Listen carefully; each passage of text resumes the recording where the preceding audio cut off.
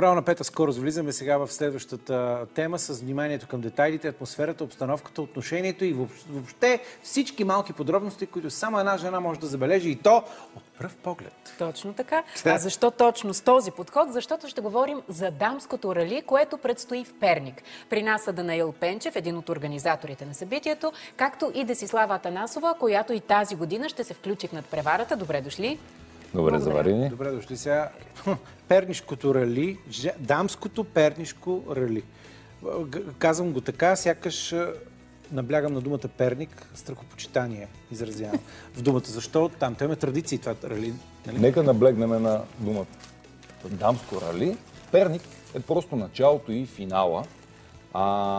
Миналата година възродихме една 50 годишна традиция с дамско рали Перник, което направихме по същия маршрут, който е бил точно при 50 години. Дори имахме две баби живи участнички, които дадоха старта, откриха. Така живи беше... участнички от преди 50 години? Да. Сериозно? Да, така, доста разчувстваха участничките, откриха и така направихме една приемственост. Сега вече в следващите издания ние разчупваме маршрута. Той просто стартира и финишира в Перник, но тръгваме по Гралска област. Много бързо ще излезнат колите от града и сега есенните пейзажи вече са цветни и красиви и участничките ще се насладят на една много хубава планинска природа. Всеки ли може да участва в това дамско рали? Всяка дама може да бъде шофьор. Вие имате ли шофьорска книжка? Имам, да. Тя не само, че има, тя е прекрасен шофьор. Вече съм се возил 2 пъти при нея. Това ще да ти предложа. Ако има възможност, защо се не явиш?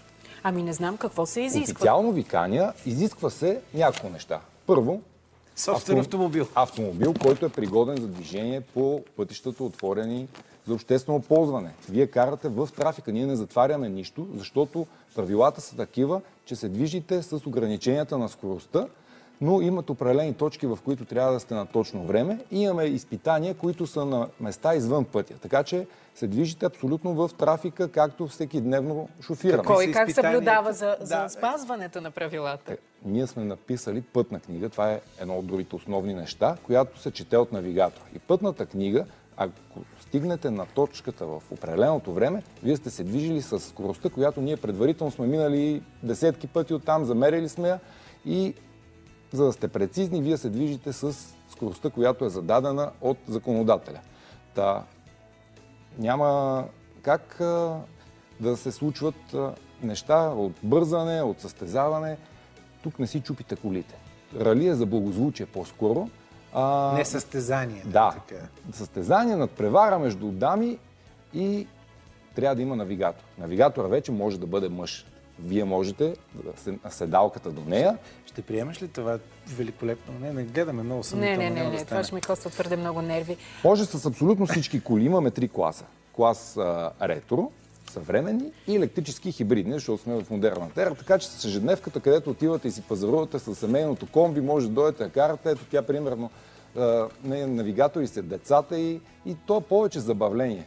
Деси, ти от колко години участваш в това нещо? Първо да ви желая добро утро. Изключително много благодаря. Благодаря ви за вниманието. А и за мен ли има? Аз продавам цветя от четвърт век и знам, че и мъжете обичат цветя. На мен нацелихте ме... Нещо падна. Ще ви отива много на сакото. Нацелихте ме с слънчогледите. Ама това сега е, защото е дамско рали, като правим мъжко, аз ще ви донеса уиски, пури, ракия, луканка, други подаръци. Значи чакаме ви с... Тук се разбираме. Благодаря много за това нещо. Явно дамска ръка ще пипа в цялата тая работа. Аз съм ги произвела. Но хубаво, от колко време казваш участваш по състезанията?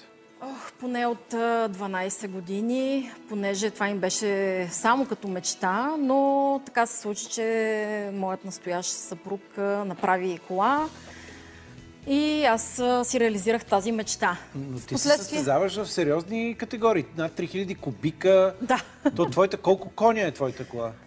В момента все още мога да контролирам около 400 коня. Да. Трудно е. Наистина аз се справям, защото както казах, от 10 на години поне. с малки прекъсвания поради бременности. Разбира се, Дани казва, че децата са ми навигатори, което е така, те следват моя път.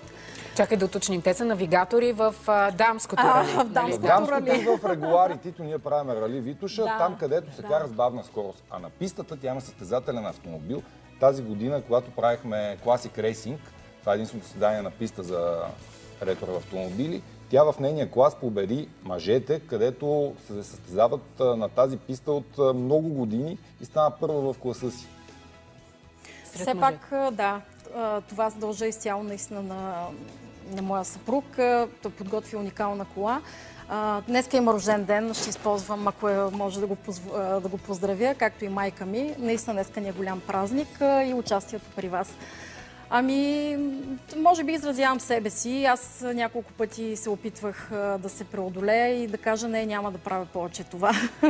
Защото все пак изисква ресурс, нали, напрежение, отнемам от времето за семейството, но не мога да се откажа. Смисъл, това е израз на моята същност и така влизам много огнено в тези съревнования. И се чувствам много добре. Сега в това дамското рали обаче има една много интересна кулминация, която ще се проведе на плац. Там ще има няколко модула. Моята най-любима част ще бъде паркирането. 3 вида пише. Напред, назад и успоредно. Да, даже има... Просто чакам с интерес. Един вид, тя е позитивна жена и гледа само напред, дори когато паркира. Така че ще имаме и паркиране назад, ще имаме и това тъй нареченото софийско паркиране, така между две коли да се спре успоредно. Да. Ние като организатори изключително много се забавляваме. Има жени, които са точно както по вицовете, но има и такива като нея, където това го взимат за... Аз съм виждал, между другото, дама да паркира с засилка и ръчка това нещо, с ръчна спирачка, така че отдавна съм, не рубуваме на това. Всъщност, вечният въпрос. Кой е по-добър шофьор? Съобразителния. Добър отговор.